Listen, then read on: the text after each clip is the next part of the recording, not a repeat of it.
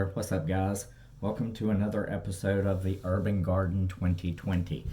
Before we get started, just going to remind you guys, hit that like button, hit the subscribe, share, let everybody know we're here and putting out content. So this is our less is more video. And I'm filming this because a friend of mine, he had a disastrous experience with his tomato starts. He started them 2 weeks ago, and he was using just some basic Miracle-Gro fertilizer and Neptune's Harvest tomato and veg that I had given him, and they just went full strength with the nutrients, even though I told him, you know, only use a quarter on the seed starters. And so he got some little sprouts, and he started fertilizing them, I guess, and I don't know, he said he thought if he gave them more they would grow faster. So I just wanted to tell you guys, less is more on nutrients. Now, if you're using an organic nutrients that you're using as a top dress or something like that, or you're amending into your soil, that's a little different. You can, you have a lot more margin for error on those. But your liquid nutrients, your granule water soluble nutrients that you're using to directly feed the plants, you can burn your plants up quickly, like kill them immediately. And that's what he did. He had 2 trays of tomatoes, and I think he had like, I don't know what all he had, but he told me tomatoes and cantaloupe and a bunch of different melons he was trying to start to get ready to put in his garden.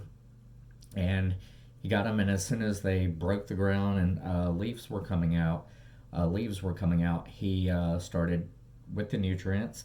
And I told him, amend your starter soil, and then you don't have to worry about giving them any nutrients until you get them in the ground and they need something. But or planters, I don't know what they were going to do, but anyway, so they went through, mixed up some full strength Miracle-Gro. And Miracle-Gro is not the strongest fertilizer out there, but they mixed up the Miracle-Gro, added some Neptune's Harvest that I told them about, and I'm not sure what all else. But anyway, they killed most of their plants, like 90% of them. So less is more. If you're feeding a liquid nutrient like that, anything water soluble, anything that comes in a bottle, Miracle-Gro makes a lot of stuff. Stay Green makes some stuff. Fox Farm makes a lot of different nutrients. I'm trying to think of all, my mind's went blank. But anyway, there are tons of liquid nutrients out there. And the nutrient companies, how do they make their money? They sell more nutrients. So they want you to use the maximum amount that you can, so you're buying more. But most of those, what I found, are that the liquid nutrients are pretty concentrated, and your plants don't require all of that, no matter what you're growing. If you're growing vegetables and fruits, if you're trees and shrubs, if you're doing any medicinal type plants, herbs, anything in your garden, most everything is going to get the majority of what it needs from the soil. Now, if you're putting in planters, yeah, you'll have to amend or add nutrients as they use that up. But for the most part, in ground, you can amend the soil, put a little fertilizer on it and whatnot, once or twice throughout the growing season. And your planters more often. But if you're feeding a liquid nutrients, and I do occasionally, and add some microbial boosters in there too. But I usually go half or quarter strength. And what I generally have done, and I'm doing this year, is I'm amending the soil beforehand. And we should have another video coming out with our seed starts tomorrow, so stay tuned. Be on the lookout for it. But I take my seed soil and I amend it, and then I just give them straight water for the first few weeks.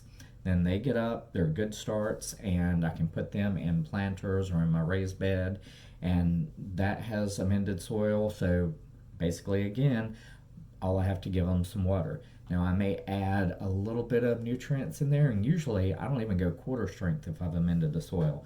I may put some microbial boosters or the Neptune's Harvest tomato and veg in there, and maybe some of the fish emulsion fertilizer.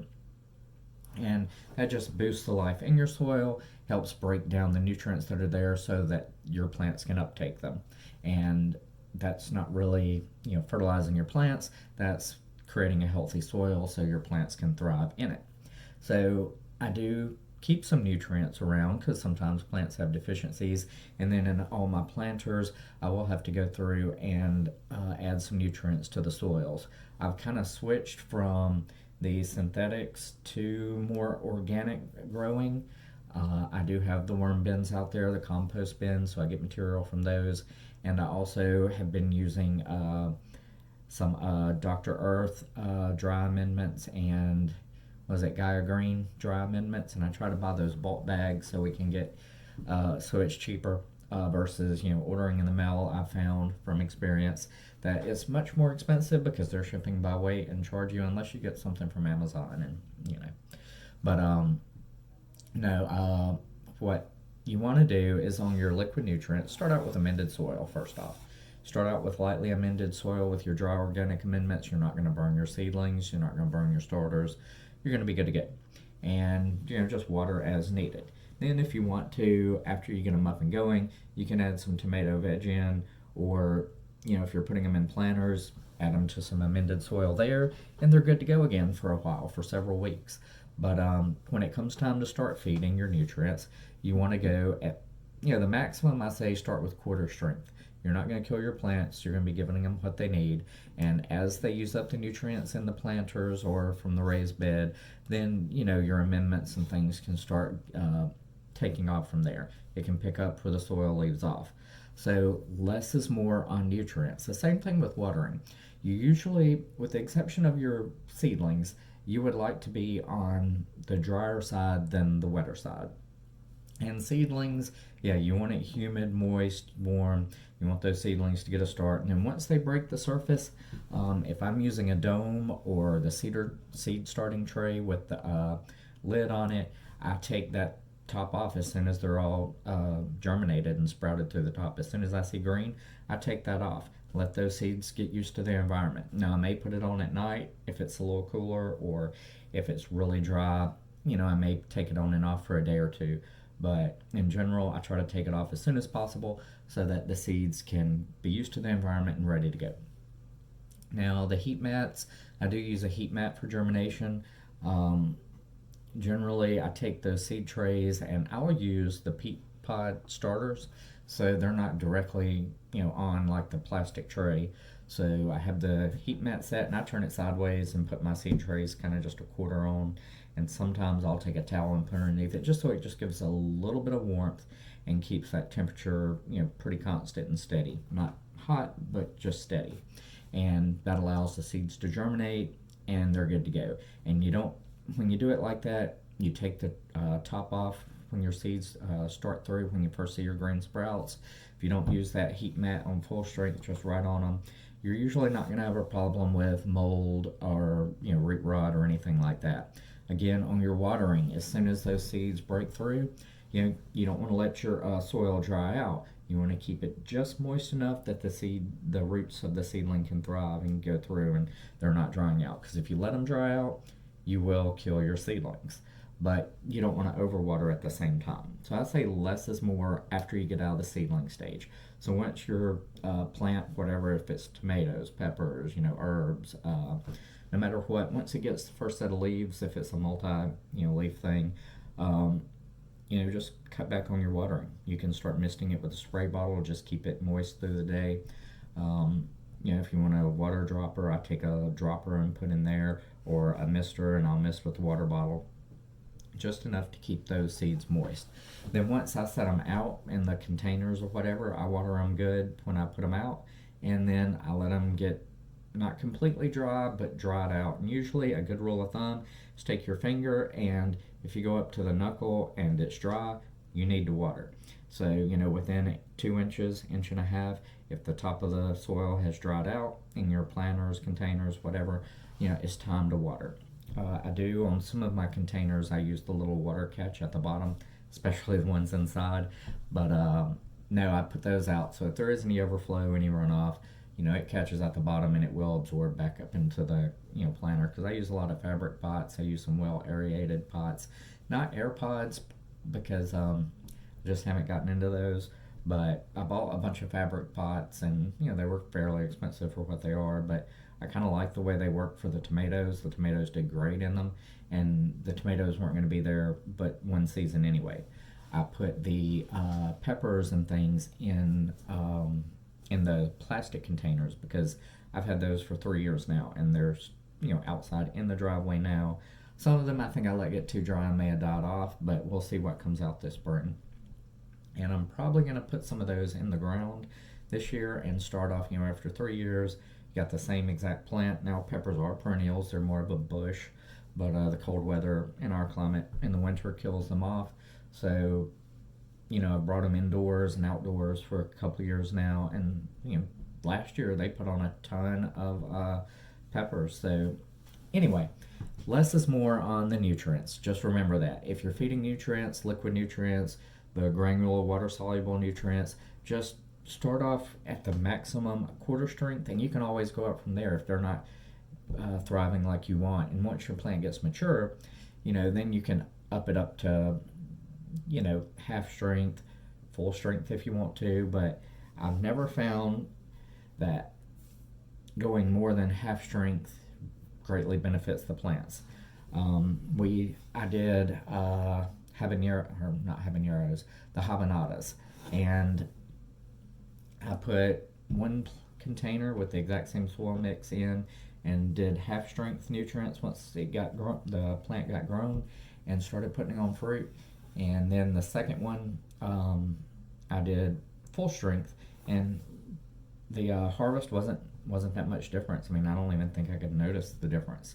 So I think it was the habanadas. But anyway, I had two plants. I went one full strength, one half strength. I started a quarter on both of them when I felt like they needed a little nutrients and they had ran out what was in the soil. But yeah, just don't overdo it on the nutrients, guys. Don't feel like you have to give more. Your plants are going to be okay. They're gonna take off with what's amended in the soil, and I use, the dry amendments, and I use liquid nutrients. Just a little bit of both. Sometimes those dry amendments I put in, and it's really hard to overdo it with dry amendments, but it does take a couple of weeks, a week and a half to 2 weeks for your dry amendments really to start working and giving your plants the nutrients from them. It takes a while for those to break down. So your liquid nutrients are immediate. So, I will take and mix usually an eighth of what the liquid nutrients requires, and just give that to my plants in between my dry amendment schedule. So it just gives them a little boost if there's a little lag in the breakdown between when I last fed the dry amendments and when I'm feeding again. And it also helps to have a diverse nutrient base. Like, I think your plants uptake different nutrients differently, and there are a lot of things available, in the dry amendments that aren't in the liquid, and some in the liquid that aren't in the dry amendments. And, that could benefit the plants, could benefit the soil. I don't like just doing one thing constantly. That's how you wear out your soil. But re-amending it helps. Earthworm castings are always huge. I try to mix those in everything when I amend my soil to start with. And, every so often when I'm doing my dry amendments, I'll add some earthworm castings in there too. So if you guys have any questions, any comments, you can put in the comment section below. Like the video, share, and subscribe, and I'll try to be going through any notifications I get on the comments. Any questions you have, any ideas you have for sharing, just put there, and we can grow the community, help each other out. That's the main thing. And I'm not a master gardener, but I've been doing this for a couple of years now, and I've had really good success, very good success in some things, guys, on my fruit, my harvest. No matter what it is, whether it was the sunflowers, whether it was working with the bees in the garden, whether it was tomatoes, my peppers, squash, my eggplants. Some of them I did some raised beds that worked out a little differently than others, but I even put some loofah sponge out and just came out, and there were just loofahs hanging. It looks like a giant cucumber gourd thing just hanging all over. And I'm like, what the crap are these? And I remembered I'd planted that loofah over just on the side and just took care of it a little bit. So, haven't always been successful. I've burned my plants, I've overwatered my plants. Uh, but it's a live and learn, trial and error type thing. And the more we can share, hopefully, the more I can help you or we can help you not make those same mistakes. And of course, guys, we're all gonna look at the plants and think a little more will help them out. And if I could just give them a little more nutrients, I'll get a bigger plant or get bigger harvest and bigger yields. And it's not always the case. Sometimes, most of the time, less is more. So anyway, guys, keep digging it. Keep watching the videos, like, subscribe, share, and we'll see you probably very soon. Thanks, guys.